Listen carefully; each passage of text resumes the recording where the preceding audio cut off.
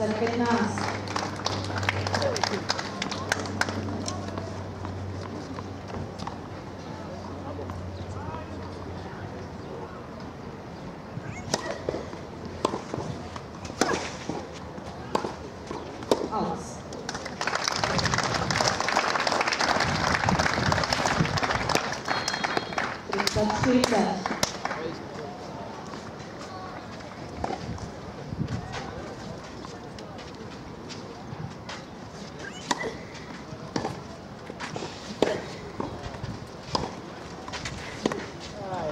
Hra, set a zápas. Miková 6-2, 6-3.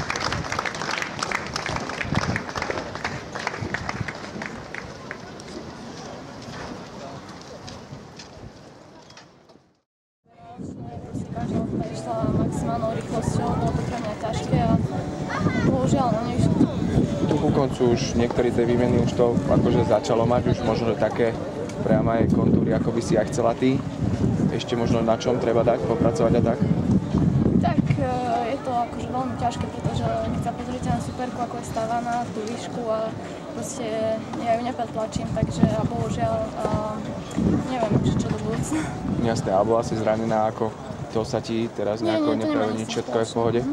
Celá si nič neobmedzuje, servis, možno trošku bolo to také ťažké pri tomto veternom počasí? No ja bohužiaľ hovorím, ja nemám takú výšku ako oni, ja neviem tak servovať, takže bohužiaľ to vyzerá tak, ako to vyzerá.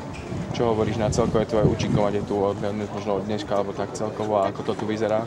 Trnava je super klub, rada tu chodím na turnej, bohužiaľ sa mi to nedarí, ale tak dúfam, že to bude lepšie. Jasne, čo ťa čaká teraz najbližšie pár týždňov, mesiacov? No idem do Francúzska na 50 000 a potom